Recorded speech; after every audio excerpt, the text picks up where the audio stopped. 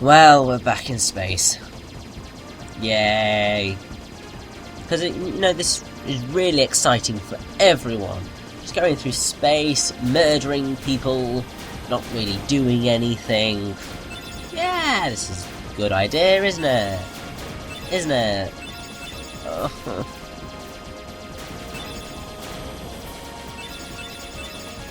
I mean, I really do dislike ambitious sections. I mean, I'm disliking them more and more as I go along, because they do just tend to drag, you know?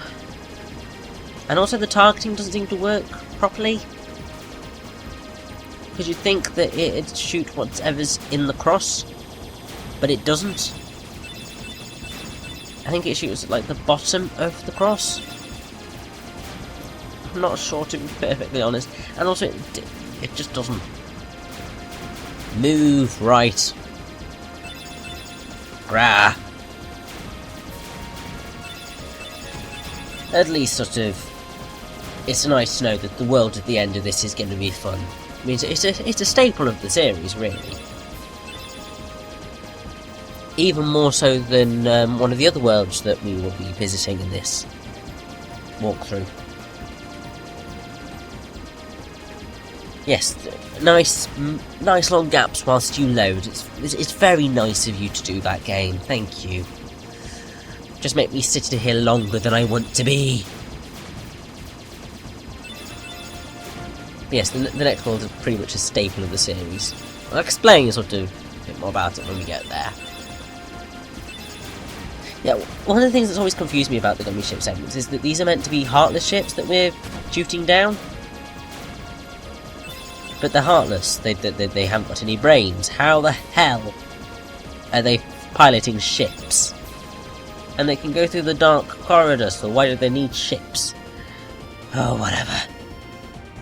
Anyway, this is the Olympus Coliseum, based upon the 1997 film Hercules, which is one of my favourite Disney films ever. I love Hercules. It's amazing. And I love Olympus Coliseum. And it is a staple of the series. It's been in every single Kingdom Hearts game up until this point. Dream Drop Distance is going to mark the first time in a Kingdom Hearts title where Olympus Coliseum isn't going to feature. I mean, although the Coliseum itself hardly features in the Hercules movie at all, it can be seen in a short scene with Phil arguing with Hercules. So, I don't know why they chose this bit, but Now, you can actually beat Kingdom Hearts without coming to this world, without even entering Olympus Coliseum. But if you come here after sealing a much later world, then a particular scene will change. Depending on sort of if you do this world after all of that. Although why would you? Because that just makes this really stupidly easy. Hey, look who it is. It's the satyr, Phil. Give me a hand, will you? Okay. Move that pedestal over there for me. I gotta spruce this place up for the games. Games.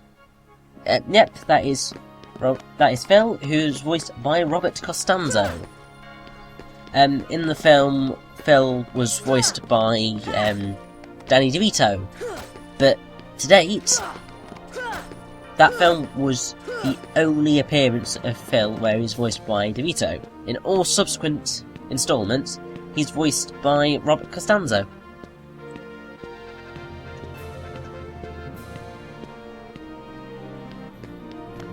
Thanks for telling me to shove that, it was useless.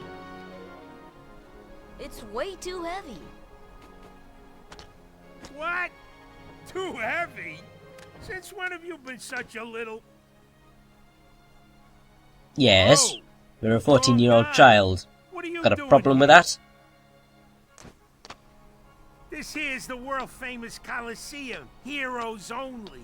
Oh, thanks. And I got my hands full preparing for the games. So run along, pipsqueaks. Don't call us pipsqueaks. We ain't pipsqueaks, pipsqueak. Look, it's like this. Heroes are coming from all over to fight ferocious monsters right here in the Coliseum. Rightio. You've got heroes standing right in front of you. That you have. Yup, he's a real hero chosen by the Keyblade. That we were. Nice blank stare there, Sora. Hero? That runt? Oh, thanks. Funny. I fought a bunch of monsters.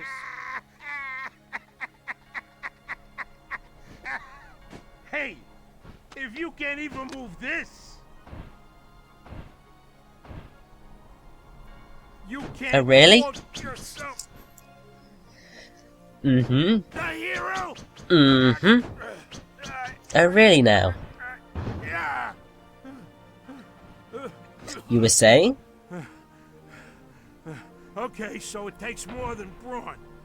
Well, let's see what you can do.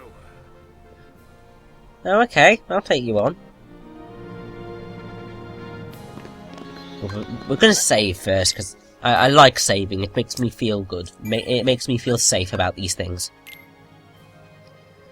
I don't have to panic. Because, you know, it's never good. Oh. Yeah. Obviously, I do these things in separate. I tend to do sort of a world recording. Makes it easier for me, you know? Anyway, can I add anything at all? Don't think I can now. Great. Anyway, let's talk to Philoctetes. I think I said that completely wrong. Because, yeah, Phil's name is Philoctetes. Well, he is, incredibly overweight. Anyway. Basically, the whole gist of this bit is break all of the, barrels, which is pretty easy. It's just the trick is to, launch them at each other, or try and hit as many as possible. The first one's pretty damn simple, but the second one's a little bit harder, because there's more of them, and it is more about sort of aiming, this one is.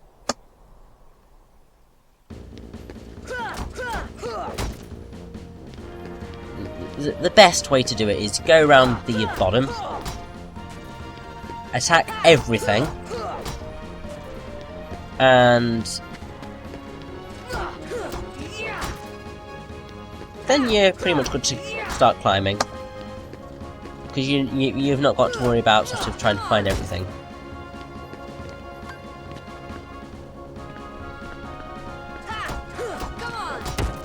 Yay! Nice time for murdering everything. Oh, now this one you've got to sort of... Oh, no you don't.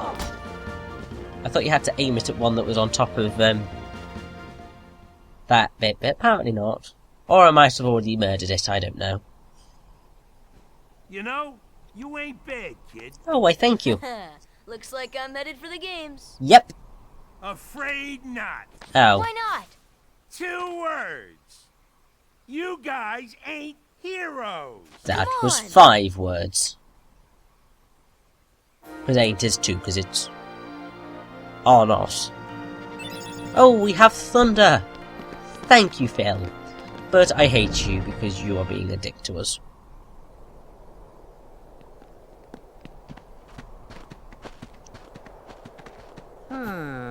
Rather a stubborn old goat, wouldn't you say? It's James Woods! Oh, hey, hold As on here, Hades! Buzzboy. Oh, I love Wait, let me Hades, guess. he's awesome. You want to enter the games, right? That we do. Well then, hey, get a load of this. A pass? It's all yours. Good luck, kid. I'm pulling for you, little shorty.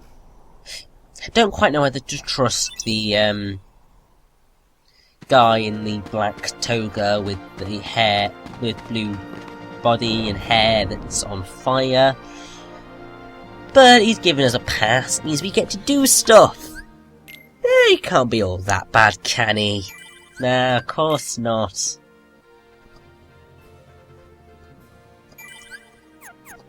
Oh, yeah, but...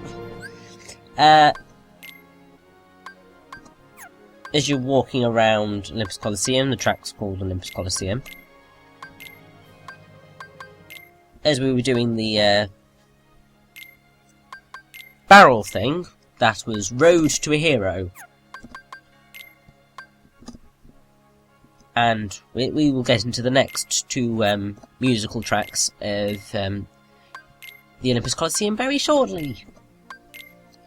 After I've added in all these potions, because we are about to go into basically a gauntlet against a bunch of enemies, which you'll want to murder, but you want your potions with you, most definitely. And also because I'm level 13, I should be good enough to sort of win something else, because there's, I think, a grand total of 2 optional victory battles.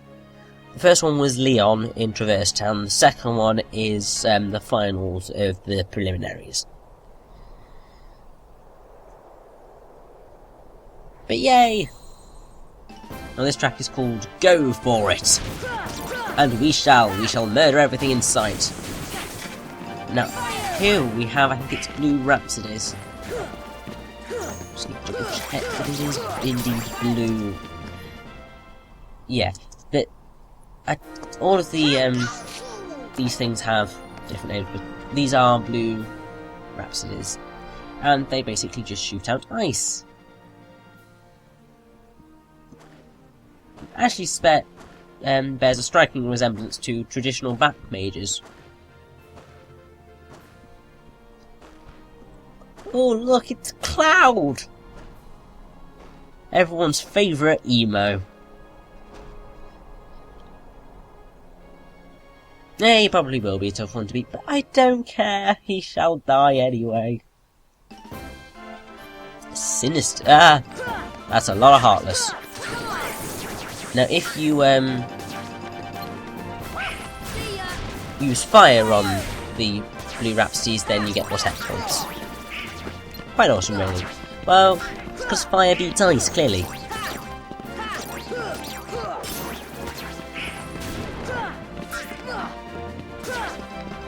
Now, I will say that Olympus Coliseum is very short in terms of what there is to do here. All you need to do is the preliminaries and the boss. That's it. But after you've done all of that, you do pretty much get more stuff to do in here, but they pop up as you go through the game, essentially.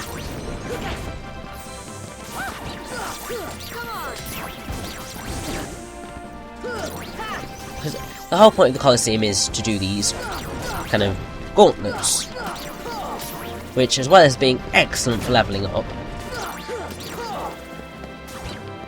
they are also just sort of, they unlock stuff and generally good practice at beating the crap out of stuff. Well, it's always good to kill stuff, you know? Now, the one annoying thing is obviously that you don't get healed after every battle, which kinda sucks, but, oh heck! Hercules, he went from 0 to hero. No way that bad. 0 to hero, just like that. Love that song. Awesome. Now, despite sort of Coliseum being a staple, it's usually pretty boring because not a lot happens. And also, we're meant to be in a Coliseum where there's loads of people, but there's no one in the seats. We're in an empty Coliseum. There's no one talking to us. There's no one cheering. Which doesn't quite make sense to me, but it's even weirder when there's cheers and there's no one there. I mean, I can understand the PS2 wasn't powerful enough to pull off stuff like that, but they could have at least, you know, implied that there were people there, or sort of put a place where you could think that people were, but yeah, it's definitely the kind of laziest world, I guess you could say. It's also odd in that it's one of the few worlds to take place after the movie, because Alice in Wonderland takes place literally midway through. I think most of them are like that. But yeah, so because Phil's already talking about her as a hero, essentially. Don't blow it. Just take him out. The great god of the underworld is afraid of a kid? Steve Burton as Cloud there. Sorry, but my contract says... I know! You think I don't know? I wrote the contract! I know it says you're only required to kill Hercules in this tournament. Oh, joy. But you gotta fight that kid to get to him. Come on. Hey, it's like that old goat says. Rule number 11. It's all just a game. So let loose and have fun with it. Oh, so he is evil. Thought so. Really Means casual black to toga you, and everything. No big deal, right? I must say, you really are an asshole, Hades. Jeez. Stiffer than the stiffs back home. Still, suckers like him are hard to come by. I don't think he's quite the sucker you make him out to be, mate.